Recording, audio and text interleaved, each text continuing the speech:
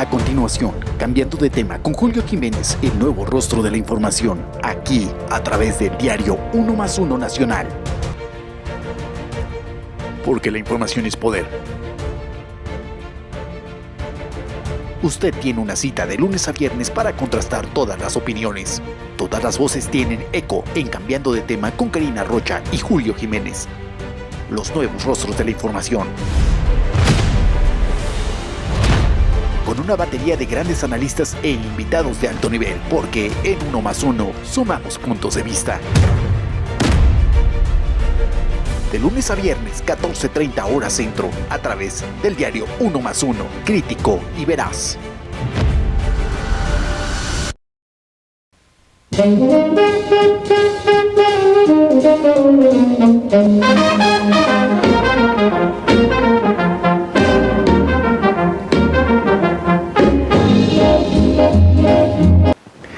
Horas con 30 minutos, tiempo del centro, Ciudad de México. Gracias por acompañarnos en este su programa Cambiando de Tema.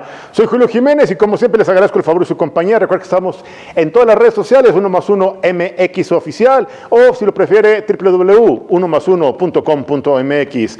Hoy en la mesa de análisis de Cambiando de Tema platicaremos sobre el contexto de las fotomultas o las fotocívicas que están apareciendo en el momento de las verificaciones. Sí, efectivamente, si usted va a verificar su automóvil en Ciudad de México, aparecerán de repente fotomultas, 2-3 mil pesos que aparentemente usted debe por haber cometido alguna infracción de tránsito, y bueno, pues usted no puede verificar si no cumple con el pago correspondiente a estas fotocívicas que aparentemente habían desaparecido en la capital de la República Mexicana. Este tema lo vamos a hablar con el periodista y analista político don Manuel Zamacona Vázquez. En el contexto constitucional, la fracción parlamentaria del PRI, PAN y PRD han presentado acción de inconstitucionalidad ante la Suprema Corte de Justicia en contra de la revocación de mandato. Platicaremos este tema con el periodista, analista político, el arquitecto Adrián Alanís Quiñones. En el contexto político electoral analizaremos un tema fundamental, un tema que ha generado debate, en donde, bueno, pues evidentemente le dan luz verde en el Senado de la República a este grupo plural. Platicaremos con el doctor Marco Antonio Baños Martínez. En el contexto de la educación, continúa la polémica, el debate. ¿La UNAM es neoliberal o es un escenario universal? Platicaremos con la experta en temas de educación, Soraya von Roerich, sobre este polémico debate. Esto y mucho más, aquí en Cambiando de Tema. Iniciamos.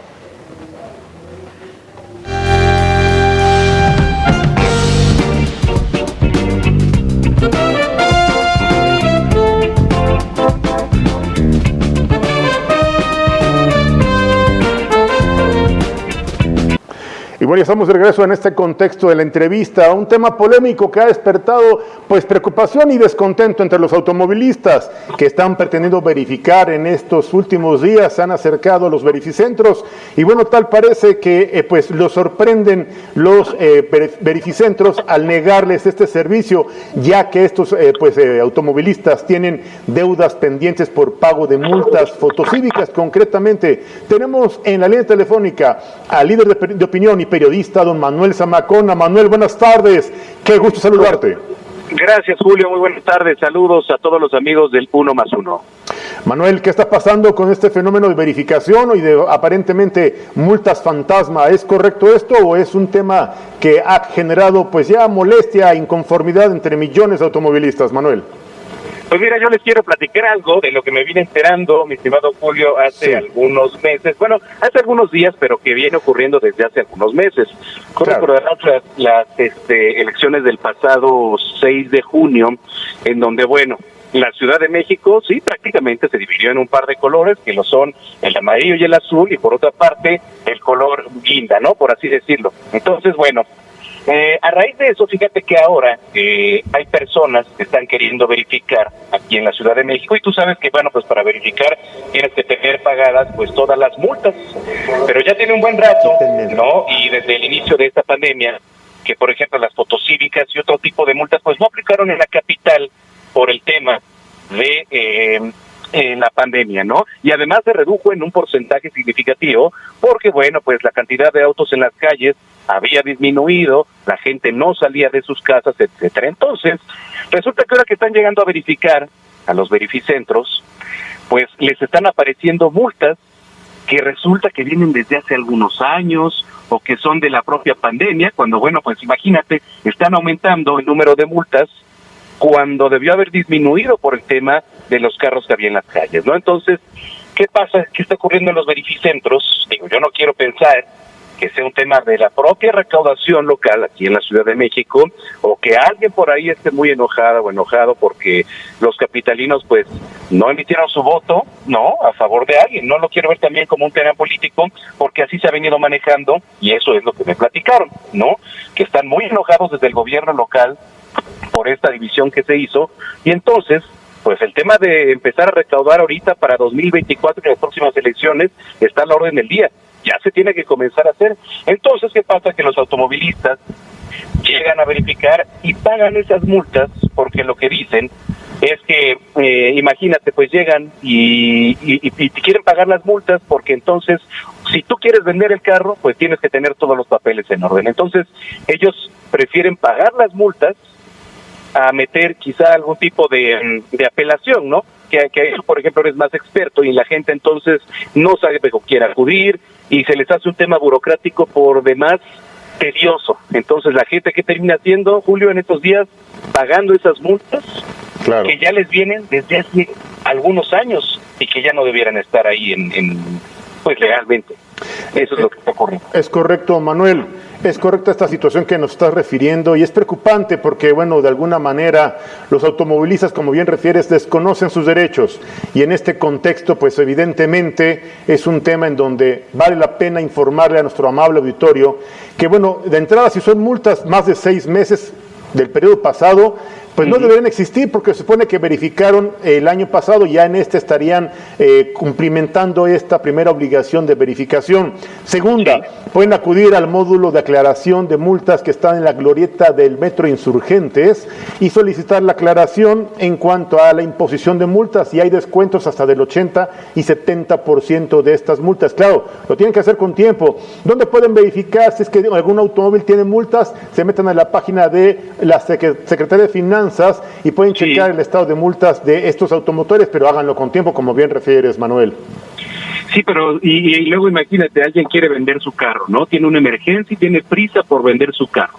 Entonces, ¿qué está ocurriendo? Que muchos de los que llegan a verificar dicen, no, pues bueno, yo prefiero pagar estas multas. ¿Por qué? Porque para mí es más complicado ir hasta la glorieta de Insurgentes, hacer todo este tema burocrático. La verdad es que les resulta muy complicado y, como tú dices, a veces pues muchas de las personas no saben qué hacer en ese momento, se termina pagando, y es lo que está ocurriendo. Entonces yo sí te diría que es un tema también de recaudación local. No sabemos, pero el tema político que a mí me platicaron, y de muy buena fuente, te quiero decir, la verdad es que es preocupante porque son multas que no deberían ya de estar registradas ahí. Entonces, bueno, pues sí es importante hacer el llamado para todas estas personas que van a verificar, que conozcan y sepan en dónde levantar o en dónde decir, oye, a ver, yo me puedo defender de esta manera, ¿no? Claro. Porque pues la verdad es que sí es indignante y sí molesta que tú tengas todo en regla y de repente te estén apareciendo multas que ya no deberían estar apareciendo ahí. Por cierto, esto se publicó también en un diario local, entonces hay que estar muy pendientes porque ya está sonando en las redes sociales y la gente está inconforme. Es correcto, Manuel, y te quiero comentar que incluso vehículos que son de placas foráneas o placas de algunos estados que forman parte de este primer círculo de estados cercanos a la capital de la República Mexicana, me refiero al Estado de México, incluso Morelos, Hidalgo, pues Puebla, circulan a lo largo y a lo ancho de la Ciudad de México, y es importante aclarar que a veces estos automotores pues tienen fotocívicas, nada más que como ellos no están dentro de este padrón, pues evidentemente ellos verifican fuera de esta condición de obligatoriedad de pago, y bueno, afortunadamente no caen en las garras de esta estrategia de recaudación del gobierno de la Ciudad de México. Y bueno, informarle a Manuel, a nuestro amable auditorio, que pueden acudir a la aclaración de multas allá en la glorieta del Metro Insurgentes y solicitar el descuento correspondiente, toda vez que además te quiero decir que estas fotocívicas o fotomultas son tomadas por una autoridad, bueno, ni siquiera autoridad, por una empresa concesionaria, y esto es violatorio de los derechos humanos, y por eso la propia Secretaría, a través de la Secretaría de Finanzas, autoriza estos descuentos y la aclaración correspondiente. Solo que hay que hacerlo con tiempo, con mucho tiempo de anticipación, para que proceda este descuento y, claro, queden liberados de cualquier carga o obviamente pendiente de pago en la Secretaría de Finanzas. Manuel. Y ¿sabes qué, Julio? Ahorita tocabas un tema muy interesante que son las placas foráneas, ¿no? Ahora muchos vehículos que están circulando en la capital traen placas de Morelos, sobre todo los de lujo, traen placas de Morelos, traen placas de Guerrero, traen placas de Oaxaca.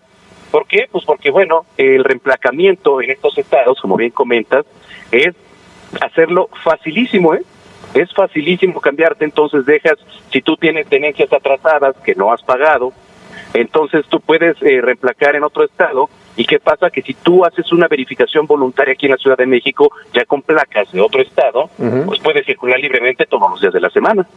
Ese es otro tema que seguramente nuestro amable auditorio desconocía y que a veces incluso estos automovilistas con placas foráneas, recuerda que tenían restricciones de circulación, Manuel, a partir de las 11 de la mañana, ¿te acuerdas que no pueden circular antes de las 11 de la mañana? Sí, y ahora, pero puedes hacer ahora ya lo que es la verificación voluntaria, entonces puedes pasar a gusto aquí en toda la Ciudad de México sin ningún tipo de problema. Entonces, eso es lo que le está apostando mucha de la gente y por eso vemos placas foráneas en muchos lares de aquí de la capital, Julio. Entonces, tema interesante, Tema polémico, Manuel, estamos visualizando un aumento en la incidencia de inseguridad, robo de autopartes en varias alcaldías, y bueno, valdría la pena que pudiéramos platicar a lo largo de la semana sobre esta incidencia, este aumento, en este contexto de la constante, pues yo diría, delincuencia de autopartes que está tomando por asalto a la capital de la República Mexicana y que ya es pan de nuestro de cada día que automovilistas sufran este tipo de ataques por parte de la delincuencia, desde robo de autopartes hasta robo de automóviles. Esto es algo preocupante. Me gustaría platicarlo más adelante contigo, Manuel, si me lo permites. Sí, por supuesto, estamos pendientes. El gobierno se bañó de flores diciendo que había un índice a la baja de inseguridad. Sí lo hubo porque la gente no salía, evidentemente por la pandemia, y es normal. Ahorita que todo está retomando su normalidad, otra vez los rateros, las ratas que están en las calles, Julio, otra vez están tomando su chamba de manera normal. Claro. Estaremos muy atentos y muy pendientes de este interesante tema que me gustaría platicar contigo más adelante. Manuel, como siempre, un gusto saludarte. Tus redes sociales. Claro que sí, estamos en @Zamacona al aire, @Zamacona al aire en las redes sociales, y nos escuchamos sábados y domingos en punto de las 2 de la tarde en Zona de Noticias, ahí esperando contar, como todos los sábados, con tu opinión, Julio. Muchas gracias, estaremos muy atentos allá en el 98.5 FM, el Heraldo Radio. Gracias, Manuel Zamacona, como siempre, un gusto saludarte. Gracias, un abrazo. Muy buenas tardes, gracias. ¿Qué le parece este tema preocupante? La verificación en la capital de la República Mexicana sigue generando dolores de cabeza para miles de automovilistas. Vamos a un pequeño corte, regresamos presente para platicar con el arquitecto Adrián Alanís. Hay un tema polémico, aclaremos, es importante informar. Vamos a analizar este contexto de Rosario N. Regresamos aquí en Cambiando de Tema. No le cambie, regresamos.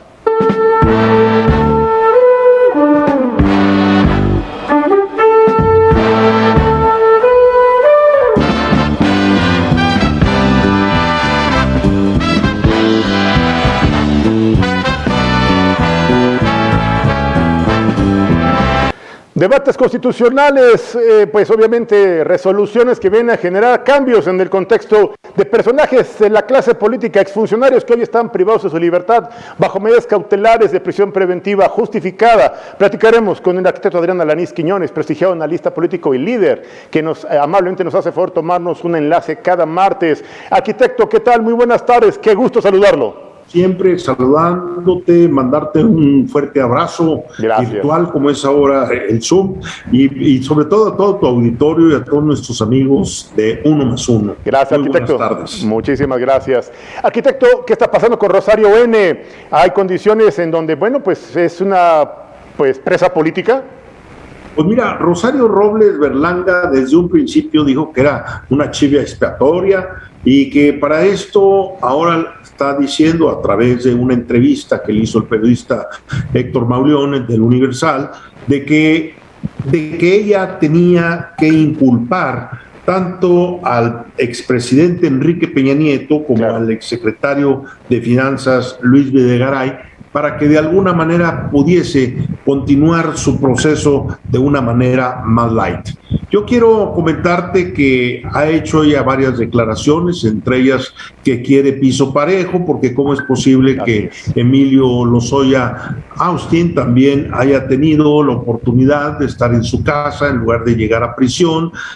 Desde un principio, cuando lo trajeron, se lo llevaron a un hospital porque se sentía mal, de ahí salió a su casa y bueno, ahora anda en restaurantes lujosos y dice ella que a él sí lo descubrieron en relación con lo que de alguna manera fue comprobado en los recursos que él tuvo en sus manos, que fueron $10,500,000, y que ella de alguna manera no está dentro de lo que ella argumenta de la estafa maestra. Y ella dice que está totalmente limpia.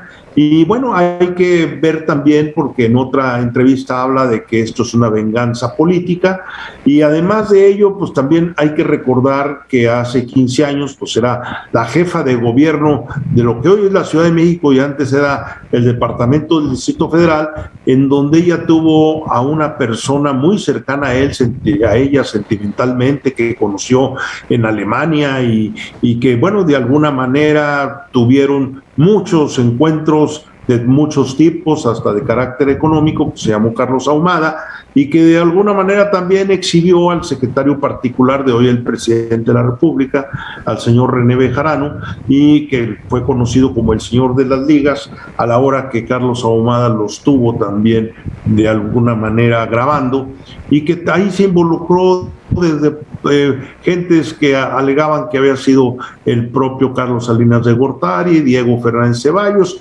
Entonces sí puede ser también una venganza, pero de que la estafa maestra existe, pues también sabemos que existe.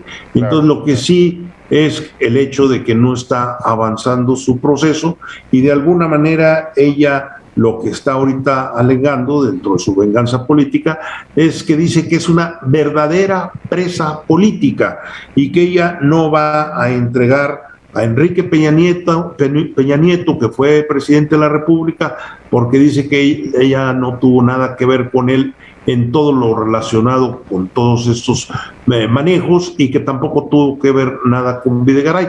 Y todo el mundo sabemos perfectamente bien que el secretario de Hacienda, Luis Videgaray, sí tuvo que ver mucho también con todo lo que se refiere tanto con Pemex como también con lo que fue Sedatu, Sedesol y muchas de las dependencias del gobierno federal.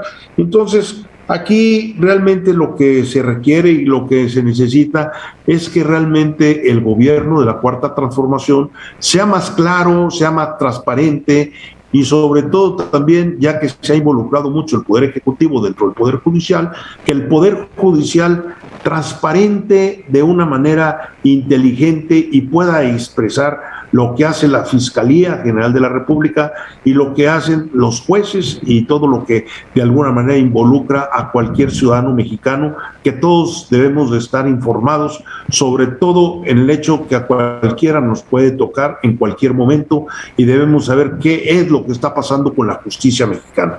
Perfecto.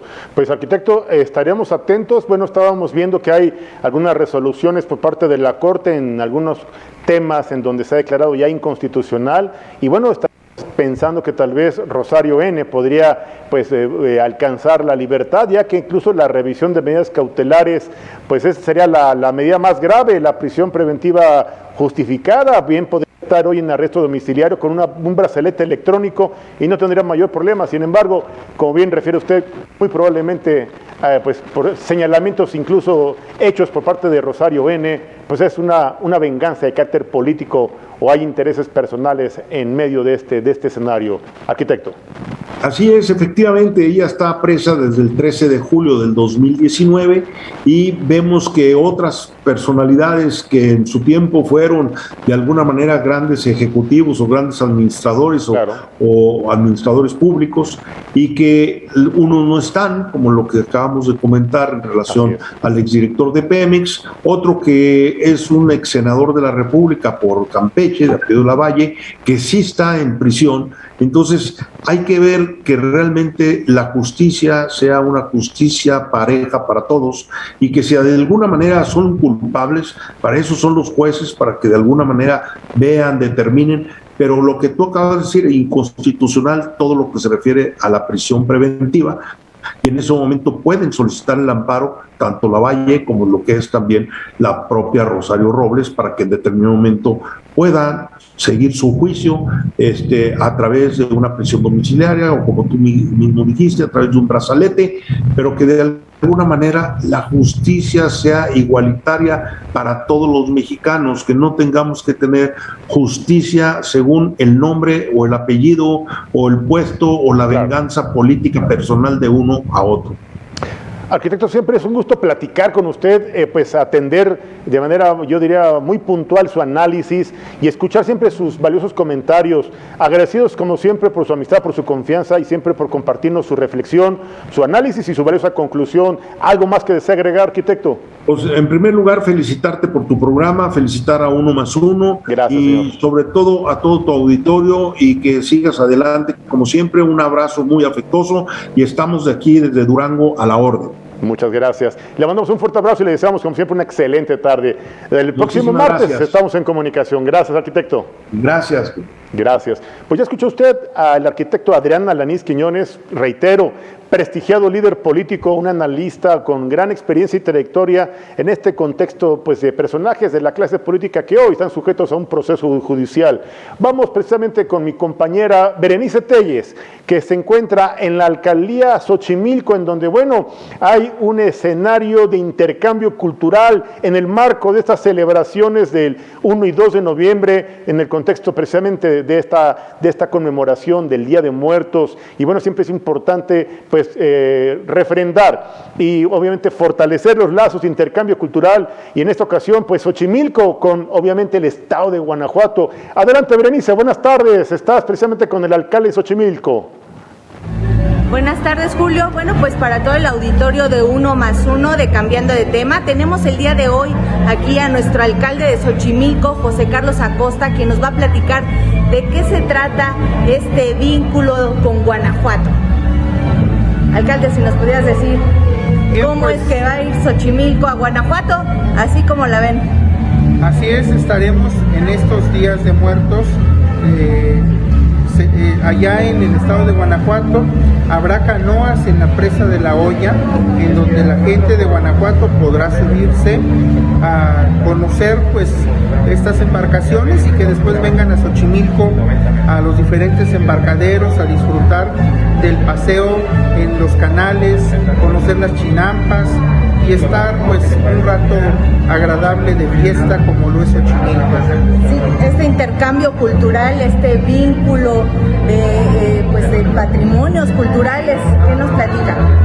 Desde luego mucha cultura, mucha riqueza que tiene Guanajuato, que tenemos nosotros, que siempre somos parte importante, desde luego, del bagaje cultural de nuestros pueblos, y que la gente es la que tiene que expresar esta parte de los usos, costumbres, tradiciones, su gastronomía, todas sus actividades que preparan para honrar a sus difuntos. Pues muchas gracias aquí a nuestras...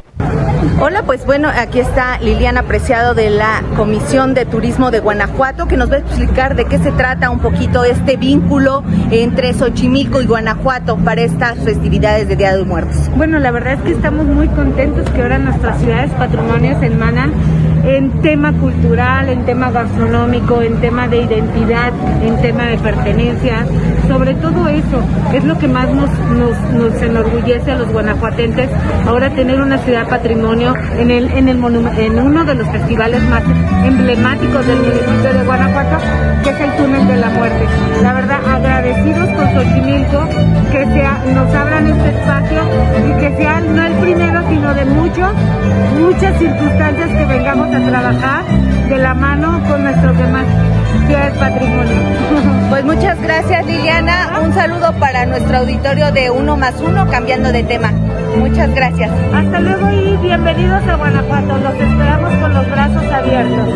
Gracias. Agradecemos como siempre a nuestra compañera Berenice Telles, que en esta alcaldía en Xochimilco, pues refrendando precisamente este compromiso y esta fraternidad cultural con el estado de Guanajuato. Escuchábamos ahí al alcalde de Xochimilco, por cierto reelecto, y bueno, pues a la representante de turismo del estado de Guanajuato en este importante evento, estas reuniones en donde se fortalecen precisamente los lazos pues de dos grandes entidades, y evidentemente las tradiciones se fortalecen sin lugar a dudas, los usos y costumbres, y qué mejor en el marco de la celebración del Día de Muertos allá en la alcaldía de Xochimilco. Y bueno, tenemos ya este enlace vía Zoom con el doctor Marco Antonio Baños, en donde, bueno, hay dos temas coyunturales. Uno, pues el Senado de la República le da luz verde a este grupo plural, 5 legisladores, pues evidentemente integran ahora un grupo plural allá en el Senado de la República, y también tenemos una acción de inconstitucionalidad del PRI, PAN y PRD en contra de la revocación del mandato. Quiero agradecerle,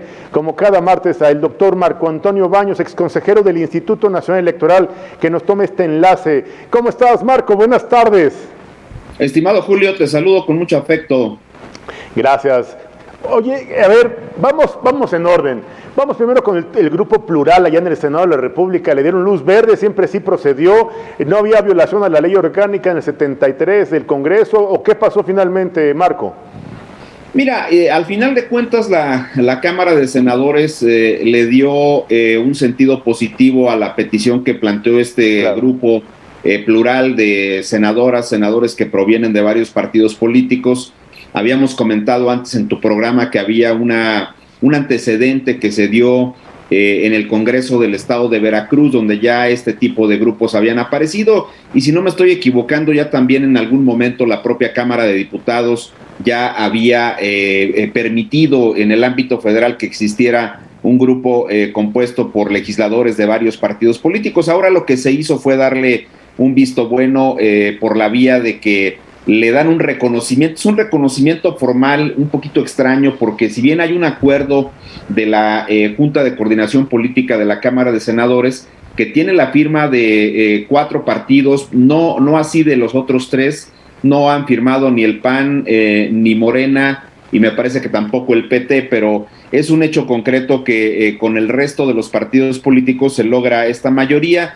Hay ahí también un voto con una especie de visto bueno que le da Ricardo Monreal como líder de la mayoría de los senadores del partido Morena, pero de cualquier manera, pues lo que hizo la Cámara de Senadores fue privilegiar la pluralidad política que debe prevalecer en órganos legislativos de estas características, y creo que eso va a generar que se enriquezca el debate.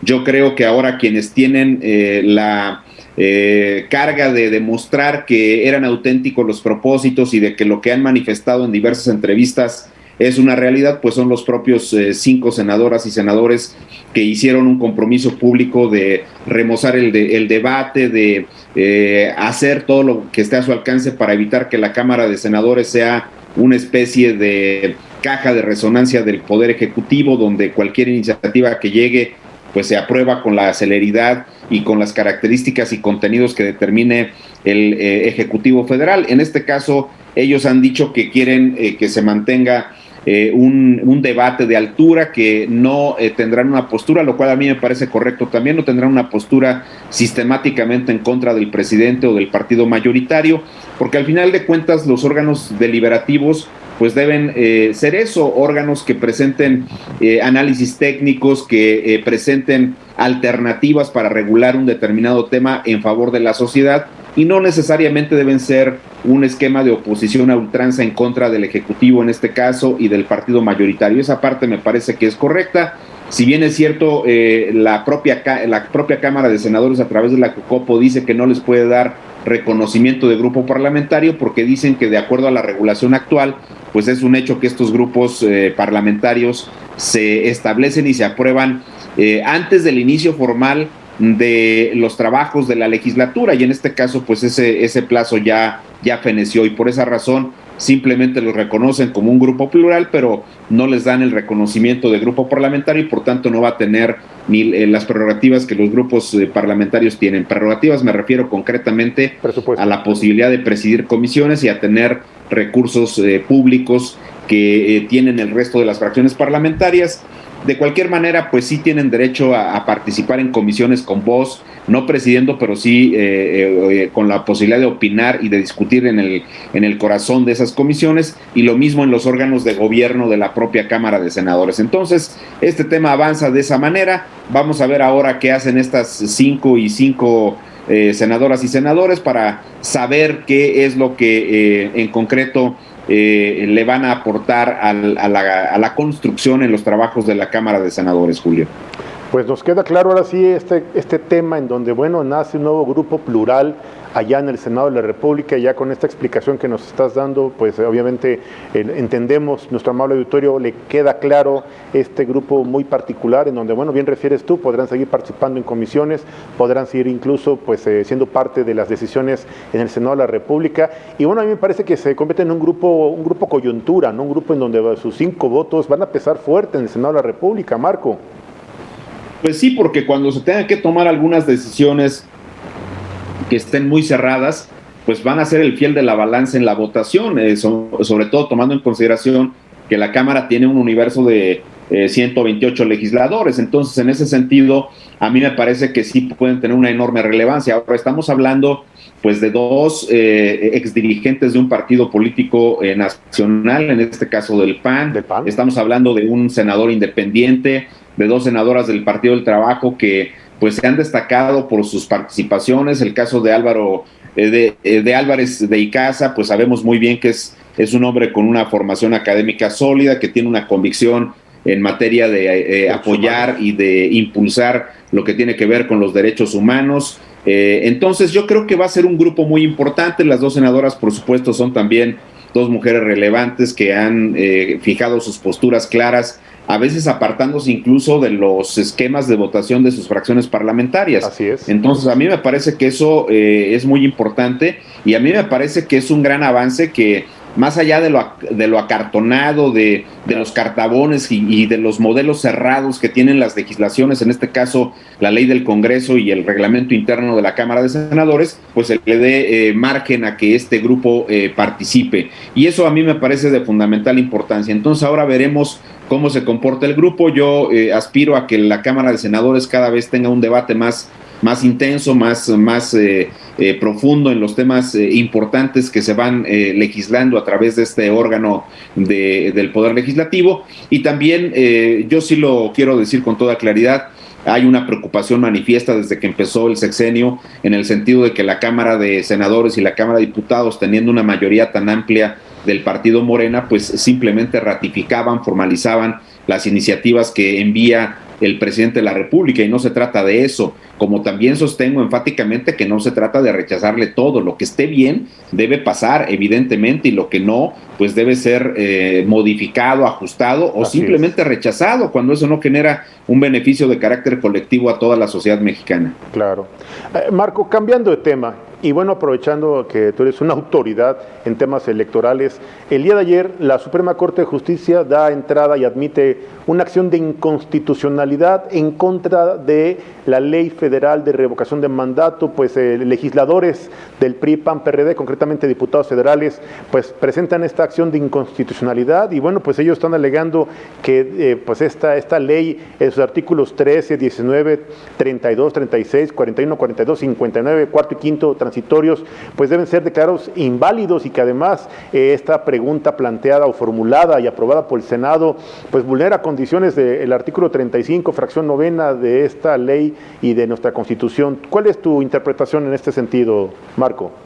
Mira, cuando se dio la aprobación a la ley de revocación del mandato del pasado 14 de septiembre, y que si no me estoy equivocando al día siguiente se publicó de inmediato en el Diario Oficial de la Federación, claro, pues es un hecho que uno de los temas que más había atorado la aprobación, de hecho la discusión de la propia ley en el Senado primero y antes en la Comisión Permanente, tú lo recordarás, hubo 3 intentos para que la Comisión Permanente convocara a un periodo extraordinario de sesiones del Congreso para que se discutiera y aprobara en su caso la ley de revocación del mandato, pero uno de los temas centrales que impidió que la Comisión Permanente pudiera hacer esta convocatoria fue justamente el contenido de la pregunta. Así es. Y al final de cuentas se transitó en una pregunta con la cual en el Senado, digamos, tuvo una aprobación por parte de los legisladores de las diversas fracciones parlamentarias, pero en la Cámara de Diputados al final de cuentas solamente fue aprobada por Morena y por los aliados parlamentarios que tiene, en este caso el Partido Verde Ecologista de México y el Partido del Trabajo. En cambio, el resto de las diputaciones pues no avalaron esta pregunta, que concretamente señala la situación es el artículo 19, que dice con claridad que si en el caso de Andrés Manuel López Obrador, presidente de los Estados Unidos mexicanos, más o menos así diría la pregunta, en caso de que se le haya perdido la confianza, se le revoca el mandato o se da un visto bueno para que continúe hasta el fin del sexenio, que esa es, digamos, más o menos la parte que se agregó esta segunda, es decir, si se puede o no ratificar. En consecuencia, la boleta que tendría que presentar el INE en las casillas sería una boleta que contenga la pregunta y 2 opciones de respuesta. Se revoca el mandato o se ratifica el mandato, y esta parte de la ratificación del mandato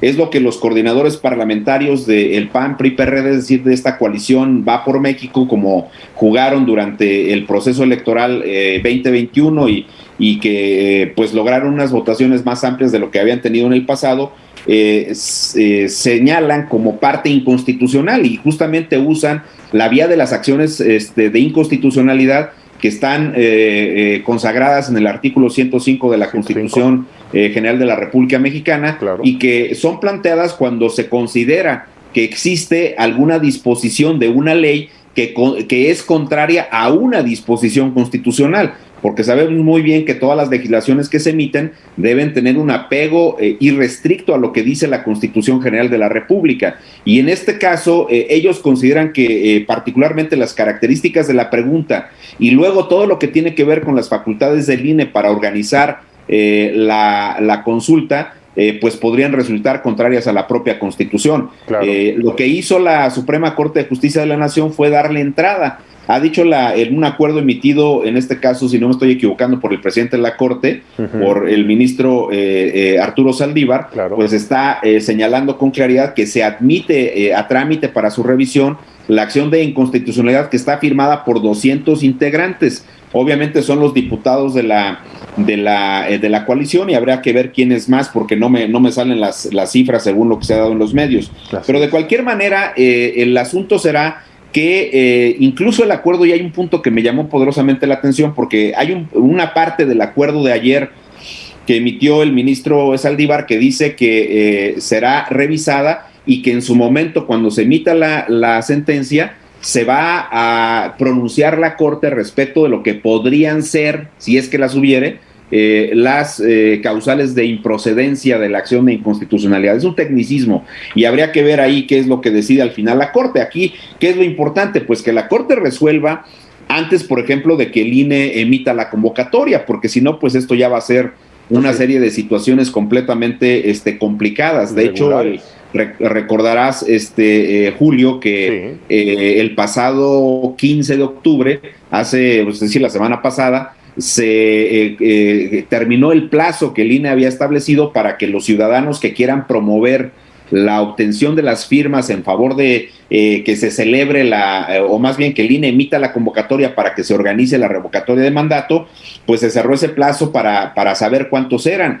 Y hasta el día 14, fíjate bien en esta situación tan interesante que se dio a conocer de manera todavía extraoficial, porque hay notas de prensa y no hay todavía un informe definitivo por parte del INE, pero hasta el día 14 había poco más de 800 personas que habían manifestado su intención para que se pudieran registrar como promotores de las firmas de este 3% que sería quien haga la solicitud para que el INE organice la revocatoria de mandato.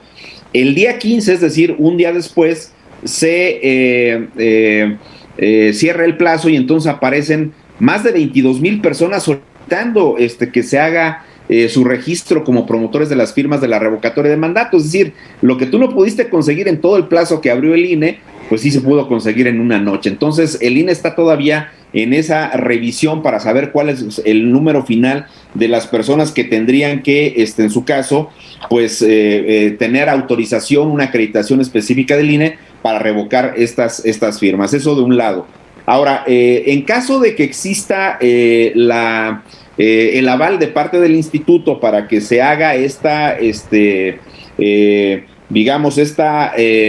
solicitud, la puedan presentar este 3% de los que están en la lista nominal, que hablamos de 2.7 millones más o menos de personas, pues el día 15 de diciembre el INE tendría que emitir la convocatoria correspondiente. Perdóname, el 12 de enero tendría que emitir la convocatoria correspondiente, porque hasta el día 15 el INE tendría de plazo para que se presente el universo de los 2.7 millones de firmas, y luego tendría que abrir un periodo para que en su caso los que sean rechazados como firmas que avalen la emisión de la convocatoria, pues puedan en su caso presentar lo que a su derecho convenga y se les tome en consideración. Ya una vez que esto ocurra, el 12 de enero el INE emitiría la convocatoria respectiva y obviamente pues hasta el 27 de marzo del 2022 tendríamos el ejercicio de la revocatoria de mandato. Hay un conjunto de cosas que están ahí pendientes, pero a mí en lo particular las declaraciones del propio presidente que en uno de sus acostumbrados desplantes sale y dice que si con independencia de que no esté el 40% de las personas que se requieren para hacer válido el ejercicio, pues entonces el presidente dice, si no hay el 40%, pero va el 35%, va el 30%, y la mayoría dice que me vaya, me voy. Eso dijo el presidente, recordaremos que lo mencionó hace unos días en las mañaneras. Claro. Yo la verdad de las cosas es que creo que es una especie como de presión que el Ejecutivo está generando, pues para que la gente vaya y participe en este ejercicio. Vamos a ver ahora qué ocurre con los partidos políticos que tienen dentro de lo que establece la ley de revocación del mandato y lo que establece también el paquete de los lineamientos que emitió el Instituto Nacional Electoral, pues vamos a ver cómo es que hacen esta promoción, porque recordarás que les dieron potestad para promover la revocación de mandato, aunque debo decirte que no pueden utilizar el financiamiento público, pero sí, según los lineamientos del INE, tienen que informar de dónde sacan los recursos y cuánto es lo que invierten en la promoción de esta revocatoria, y luego cuáles son los contenidos, porque además hay un detalle muy interesante que aconteció en los días pasados. Sí. Recordarás que pescaron a Mario Delgado, según notas de prensa, en alguna reunión con dirigentes de sus comités estatales, de sus comités distritales, pues exigiéndoles que promovieran los temas vinculados a la revocatoria de mandato, en este caso el registro de las personas para promover las firmas, y luego después que se promoviera ir a las urnas para que se vote en favor de el presidente López Obrador, porque siendo Morena ni modo que vayan a decir que no. Pues sí. Pero aquí el tema central es que ya hay una queja que se presentó, si no me estoy equivocando, por el PRD en contra de Morena, señalando que estas promociones son ilegales por parte de Morena. Yo lo único que te puedo decir es que con independencia de cuáles sean las características de la promoción que hagan los partidos políticos, pues dudo mucho que la promoción vaya a ser una promoción neutral. Es decir, tendrá que ser una promoción en favor o en contra de que se vaya López Obrador, porque no me imagino al PRI, PAN, PRD pues, promoviendo que se quede López Obrador, ni tampoco me los imagino haciendo una promoción que sea neutral, apoyando simplemente al INE, como la promoción que el INE tendrá que hacer en cumplimiento de la convocatoria. El INE sí tiene que hacer una propaganda neutral, y pues supongo que tendría que hacer una promoción que favorezca al presidente. Este tema no está aclarado en los lineamientos del INE, no dice qué tipo de promoción pueden hacer los partidos políticos, pero en esos diferendos es como transcurre lo que podría ser la organización de la revocación del mandato, claro. Habida cuenta que pues también está de frente la comparecencia de Lorenzo Córdoba el 5 de noviembre con el tema del presupuesto. Recordarás que fue citado por la Cámara de Diputados. La Cámara de Diputados está atenta a este tema en cuanto a los dineros y el presupuesto que se va a destinar a este ejercicio de democracia participativa del marzo 27 del 2022. ¿Es correcto, doctor? Sí, en general van a cuestionar a Lorenzo Córdoba sobre los contenidos del proyecto de presupuesto que mandaron a la Cámara de Diputados, claro, pero de manera específica está el tema de la revocación de mandato, que obviamente incluye en ese proyecto de presupuesto 3,830 millones de pesos para organizar la revocatoria. Claro. Y recordarás que justo cuando presentaron la acción de inconstitucionalidad ante la Suprema Corte de Justicia, entre otras cosas, Luis Espinosa Cházaro, que es quien coordina a los diputados del PRD, dijo que están en contra del uso excesivo de recursos públicos en estos ejercicios. En eso digamos que tiene razón, lo politiza, pero tiene razón, porque vamos a suponer que la Cámara de Diputados aprobara esa cantidad, más los 520 millones que se gastaron en la consulta popular, pues ya es una cantidad bastante importante, porque todavía no hay una plataforma informática que permita que estos ejercicios sean mucho más accesibles y sean más baratos para el erario público. Pues siempre es un tema que va a seguir generando debate, polémica y a incertidumbre. Gracias a tu puntual explicación, gracias a esta aclaración que tan amablemente nos compartes, pues nuestro amable auditorio estará informado, estará claro sobre este proceso, pues desde el Congreso hasta el INE, desde el escenario de, pues obviamente Morena, hasta los partidos PRI, PAN, PRD que han presentado esta acción de inconstitucionalidad, pues en contra de esta ley federal de revocación de mandato. Me parece que estamos perdiendo tiempo, dinero y esfuerzo en un ejercicio que, bueno, si me lo permites, doctor Marco Antonio Baños, es más bien una estrategia político-electoral para tener el próximo año, que es un año de elecciones para 6 entidades de la República Mexicana, tener muy presente a Andrés Manuel López Obrador en el ánimo y en la mente de los electores. No sé qué opines, doctor. No, estoy totalmente de acuerdo contigo. Creo que la revocación del mandato, tomando en consideración los niveles de popularidad que no llegan al 60 ni al 70, como dice el presidente, pero sí están arriba del 50, por supuesto, 56. Pues son niveles de popularidad que lo colocan. Y hoy apareció, hoy o ayer apareció una nota en el diario Segundo lugar. ¿Mande? Segundo lugar. Segundo lugar a nivel mundial de liderazgo político, ¿no? Aparece, vamos a decirlo con mayor precisión, según esa medición a la que reporta el día de hoy, es hoy o ayer, no me acuerdo bien, pero que reportó el diario El Financiero, es un hecho concreto que López Obrador pareciera estar reconocido como el segundo líder más popular de todo el planeta, nomás imagínate. Y entonces todavía requiere que se haga una revocatoria de mandato para que la gente diga si se va o se queda, para saber cómo lo está evaluando el electorado, porque al final de cuentas, pues la revocación de mandato es un esquema de rendición de cuentas, y la gente, si está conforme con lo que está haciendo, va a decir que se quede, pero si la gente está inconforme, pues entonces dirá que se vaya. Este tema sí me parece que es un tema que está más asociado a lo que acabas de mencionar. Lo que está buscando es que haya una votación copiosa, amplia, el día 27 de marzo, y entonces el poder salir a decir que tiene una aceptación popular muy, muy grande de toda la sociedad mexicana, y por consecuencia, pues eso le va a permitir seguir impulsando una serie de cambios que, en su opinión, son los necesarios de acuerdo al proyecto de la Cuarta Transformación, pero fundamentalmente pues le va a permitir conducir de una manera saludable el tema de la transición de gobierno, es decir, la candidatura de Claudia Sheinbaum, porque pues ya de entrada haber adelantado tanto el procedimiento, pues ha generado ya una situación de mucha tensión política al interior del propio gobierno. Pues si no, veamos lo que está haciendo Marcelo Ebrard y lo que están diciendo, por ejemplo, diversos personajes políticos importantes de PAN, PRI, PRD, que incluso han, algunos de ellos mencionado la posibilidad de que sea Marcelo Ebrard el candidato de esta coalición Va por México. Y también, por supuesto, pues las declaraciones que ya de manera sistemática está incluyendo Ricardo Monreal, diciendo que quiere ser candidato a la presidencia y que está exigiendo que Morena determine un procedimiento incluso distinto al de las encuestas. Entonces, no está nada sencillo, pero lo que busca López Obrador, en mi opinión, es tener esa base de respaldo popular que le permita conducir la segunda parte del sexenio, pero adicionalmente le permita impulsar pues la posibilidad de que sea Claudia Sheinbaum la candidata de Morena. Si no es él por la vía de la reelección, cosa que se ve muy complicada,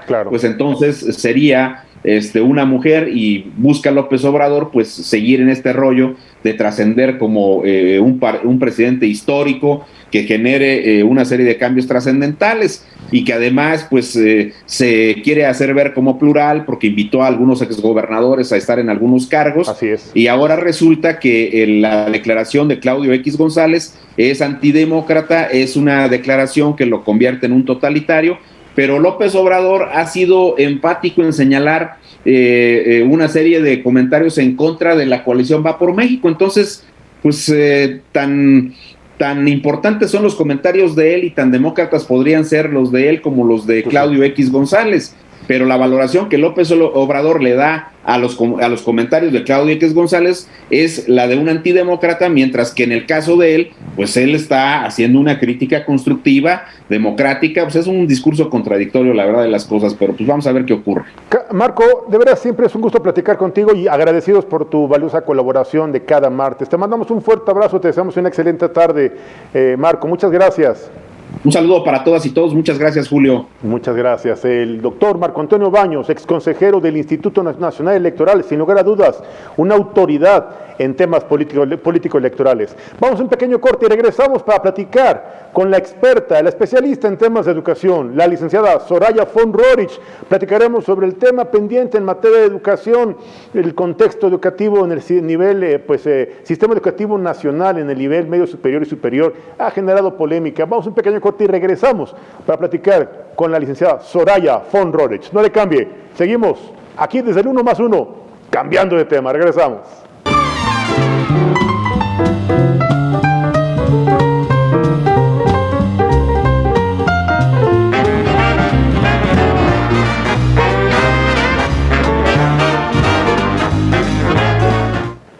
Tenemos en la línea telefónica, y agradezco como siempre a la licenciada Soraya von Rorich, que amablemente nos hace favor tomarnos este enlace telefónico.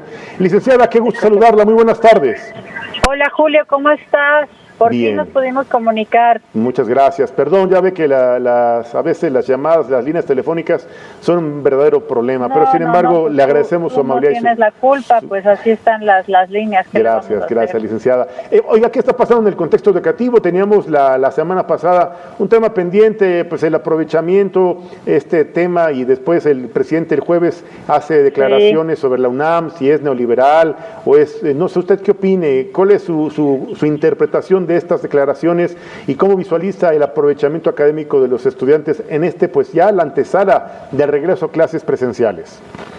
Pues mi querido Julio, pues es una pena que la educación, que es un tema coyuntural en todas las sociedades, en todos los países, que debe de ser pues la bandera para la reforma de todas las sociedades, para el avance tecnológico, para la ciencia, sea mermada con tantos comentarios que últimamente se hacen desde el Ejecutivo, y si no es las instituciones de educación superior, o si no es la ciencia, o no sé si le ha gustado ese tema para ocultar otros que son prioritarios, pero que a lo mejor no quiere tomar, porque eso es lo único que me da.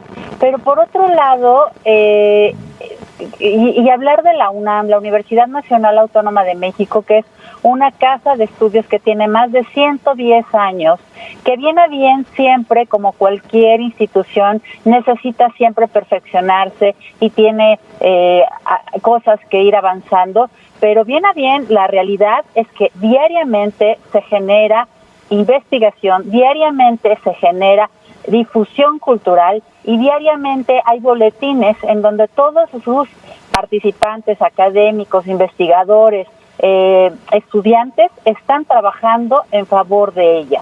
Y para muestra un botón, yo soy desde hace 8 años con un programa que tengo que se llama Toda Educación, recibo boletines de esta casa de estudios, al igual que la UAM y otras instituciones de educación superior públicas y privadas. Y ahí te das cuenta del fenómeno y del trabajo que se está generando, porque están trabajando, y la pandemia no cesó este trabajo que se está haciendo.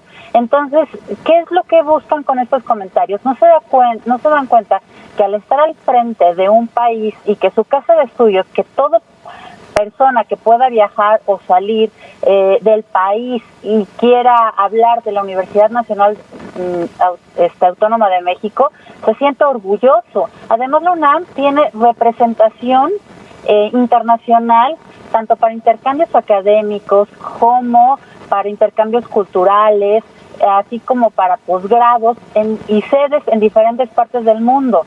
Entonces, al hablar mal de ella, más allá de lo que quiera buscarse, si se fines políticos o lo que sea, pues yo creo que los trapitos sucios se lavan en casas, y si son importantes, pues que se manejen investigaciones importantes y no comentarios a la y se va, que hacen deplorable y hacen estigmatizar una de las instituciones más importantes en educación. Si bien a bien, México tiene una gran responsabilidad con la educación, pues porque además sus niveles, sobre todo en educación básica, están muy por debajo a nivel internacional.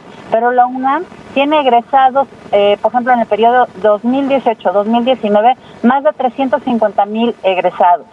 Entonces, no sé lo que se busca. Ahora, una de las banderas de la campaña política de este gobierno, sí, que está al frente, dijo que iba a abrir no sé qué tantas universidades cada año.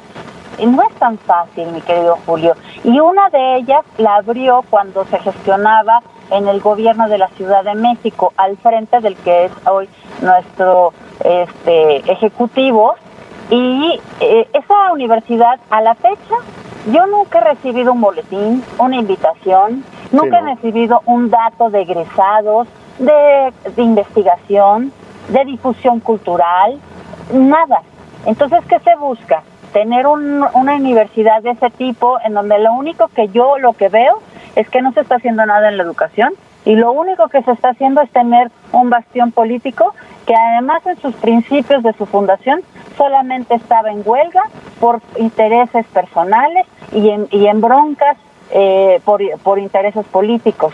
Entonces, a la fecha yo no sé cuántos egresados hay. Algún periodo en donde se hablaba y se cuestionaba de los egresados, si habían estudiado, si realmente tenían unos RIBOES, que son estas acreditaciones por medio de la Secretaría de Educación Pública, que eran legítimos.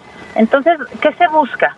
Que lo único importante, que son las instituciones de educación superior que hacen sus esfuerzos, que hay miles de chicos que buscan entrar a ellas, que no son permitidos porque no da, en vez de que se les apoye para que haya más chicos que en estas instituciones que llevan tantos años, como la UAM, el Instituto Politécnico, la Universidad Nacional Autónoma de México, puedan seguir estudiando, se les está recriminando y se les está señalando.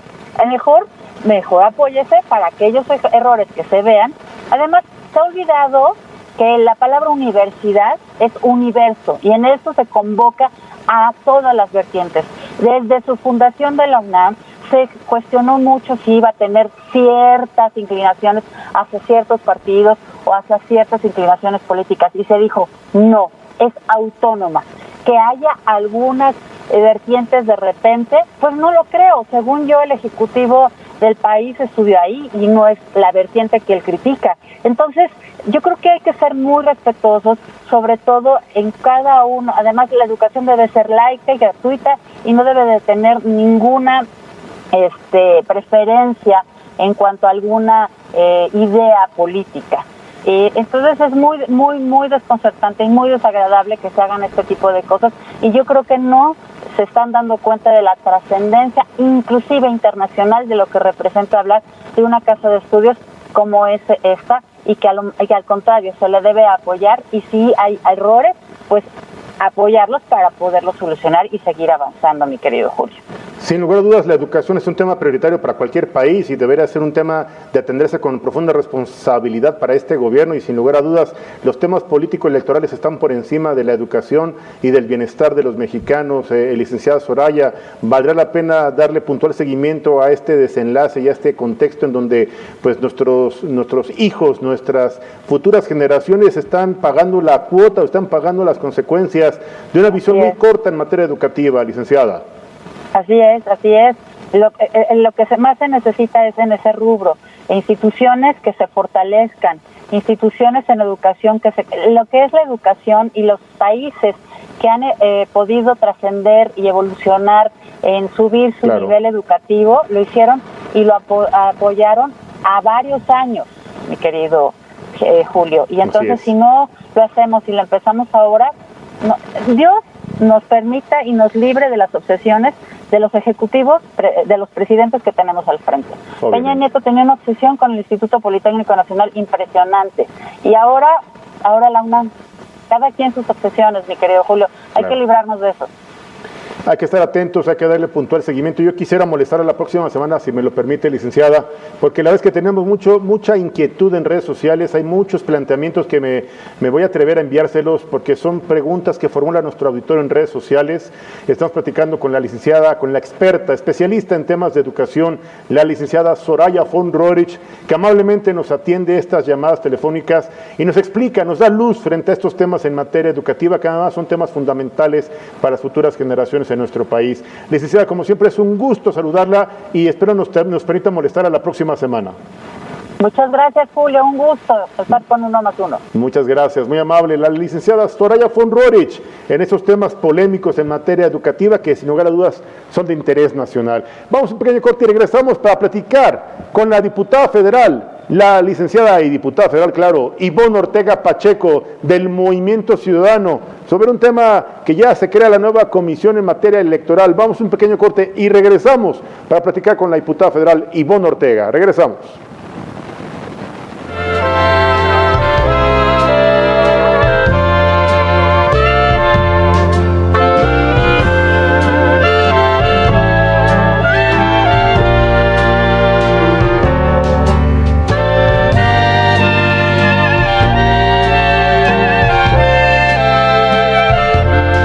Regreso precisamente en este contexto legislativo y quiero agradecer especialmente a mi amiga, la diputada federal Ivonne Ortega Pacheco. Y Ivonne, ¿cómo estás? Buenas tardes, qué gusto saludarte.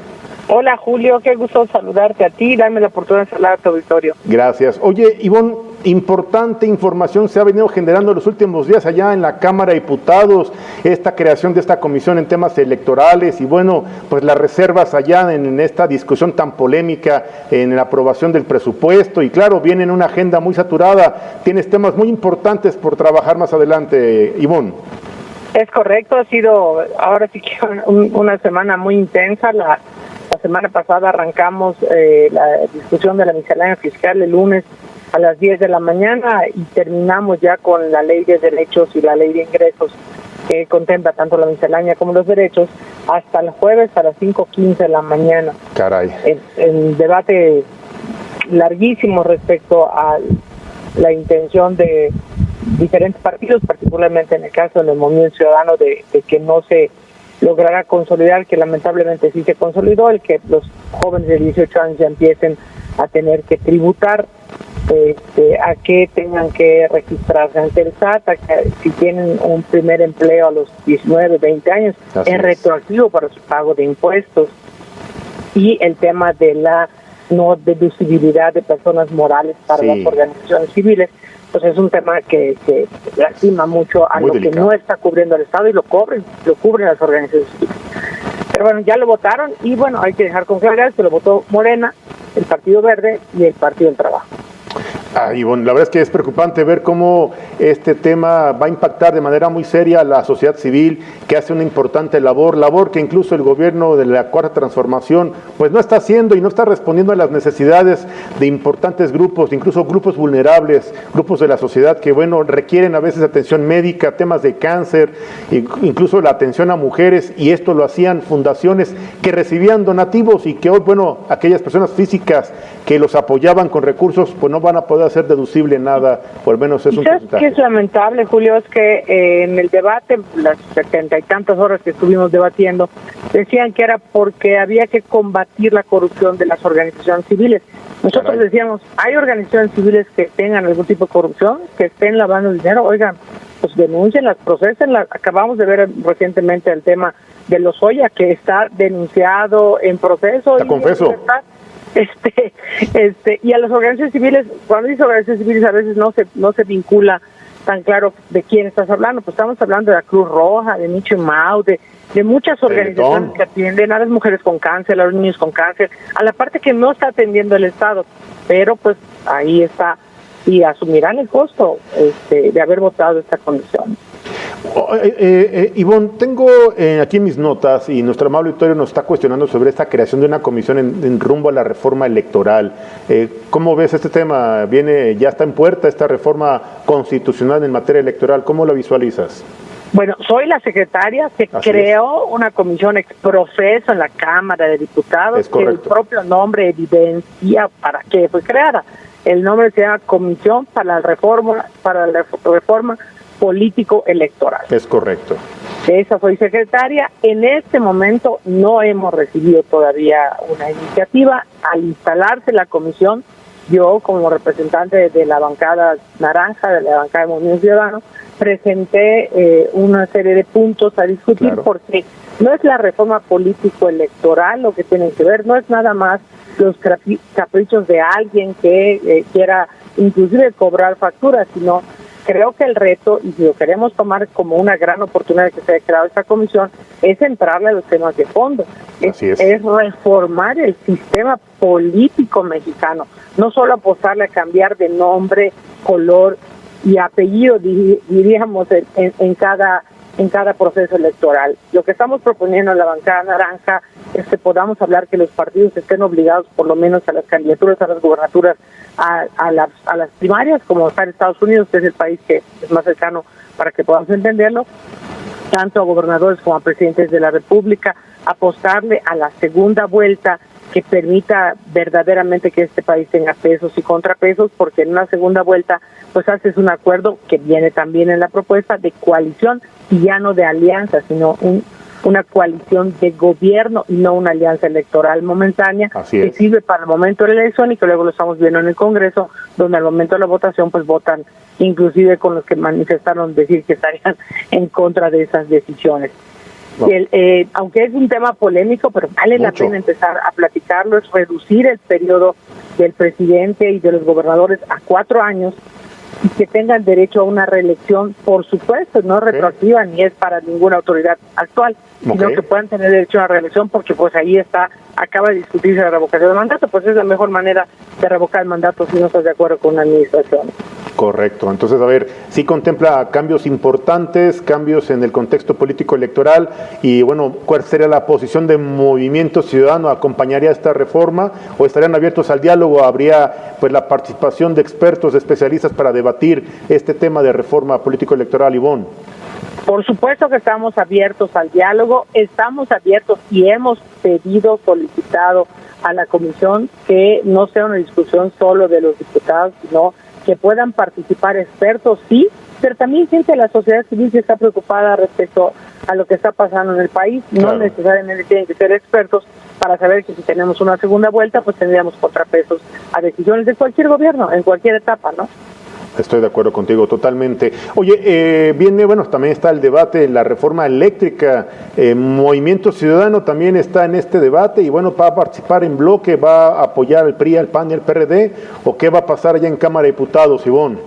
Bueno, definidos hemos manifestado nuestra condición de que si la reforma está tal cual como la ha presentado la Presidencia de la República, que no se le mueva ninguna coma, tanto el PAN como Movimiento Ciudadano y el PRD hemos manifestado que en esa reforma, en esa condición estaríamos en contra. Y están dispuestos a entrar a los temas de fondo, en los que podamos discutir los temas que valen la pena, como no tener energías contaminantes, en donde podamos ser energías que sean rentables, que sean renovables, que los que están produciendo puedan no solo tener un control por parte del Estado, sino que puedan haber proveedurías diferentes que puedan ser más barata la energía y la competencia. Estamos dispuestos a entrar al debate, pero si no se le mueve ninguna coma, nosotros, Movimiento Ciudadano, el PAN y el PRD, hemos manifestado nuestra postura en contra. Lamentablemente el PRI ha dicho cualquier cantidad de cosas menos cómo va a votar, ni a favor ni en contra. Caray, pues eso sí es preocupante, porque entonces tal parece que esta alianza Va por México, este bloque que fuera en su momento electoral, ya no será un bloque legislativo, Ivonne. Precisamente por eso, ve cómo se va concatenando que la importancia de no solo hacer una reforma político-electoral, sino una reforma del sistema político mexicano. Si en el sistema político mexicano existiera la figura de coalición, no irían los partidos en alianza, sino tendrían que estar coaligados en el proceso electoral, pero también en el gobierno. Así es. Hoy están coaligados en el proceso electoral, en el gobierno ya cada quien, digamos, jala por su lado, como colegialmente se dice. Sí. Se avecinan temas muy interesantes y debates de alto nivel allá en el Congreso, en la Cámara de Diputados. Ivonne, por favor, permítanos que te molestemos la próxima semana, si me lo permites, para darle puntual seguimiento a lo que se genere de momento a momento allá en la Cámara de Diputados. Al contrario, Julio, para mí siempre es un honor platicar contigo, con tu auditorio, y creo que vale la pena hacer estos ejercicios de parlamento abierto en donde los ciudadanos puedan estar enterados, porque a veces pues es nuestro mini mundo, ¿no? La Cámara de Diputados, donde nadie se entera qué es lo que está pasando. Sí. Y bueno, con tu auditorio me encantará platicarlo las veces que tú me lo indiques. Ivonne Ortega Pacheco, diputada federal de Movimiento Ciudadano, te mando un fuerte abrazo y como siempre agradecido por tu amistad y por tu valioso apoyo. Muchas gracias. Gracias, Julio. Saludo a ti y al auditorio. Muy buenas tardes, gracias. Pues ya escuchó usted, una voz autorizada también, una mujer mexicana, una auténtica líder, una líder popular, una representante de los mexicanos. Una mujer que ha sabido gobernar un estado tan emblemático como Yucatán y que ha obtenido y que ha entregado muy buenas cuentas. Una mujer que ha sido senadora, que ha sido legisladora y que hoy nuevamente es diputada federal, nada más que ya por otro partido, por el Movimiento Ciudadano, y como ya escuchó usted, una mujer que tiene ideales y firmes convicciones democráticas, abierta al diálogo, respetuosa de los principios constitucionales, pero exigente de su cumplimiento. Ivonne Ortega Pacheco. Yo quiero agradecer especialmente el apoyo de mi gran equipo de colaboradores, del ingeniero Miguel Zelaya, de la licenciada Tania Acosta, del licenciado Israel Muñoz, de nuestro coordinador general en jefe de investigaciones periodísticas, don Raúl Ruiz Venegas, de mi compañera Berenice Telles. Por cierto, agradecer especialmente la confianza, el apoyo y el respaldo del presidente editor, don Naim Libien Cagüí, de la directora general de Uno Más Uno y Diario Amanecer, la doctora Karina Rocha Priego. Por cierto, agradecerle a usted su apoyo, su confianza, para que todos los días nos acompañe aquí en Uno Más Uno MX Oficial, cambiando de tema. Soy Julio Jiménez y le deseo una excelente tarde. Y ya sabe, mañana tenemos una cita aquí en punto de las 14:30 horas, claro, para seguir cambiando de tema. Cuídense mucho, muy buen provecho. Seguimos en pandemia. Hasta mañana.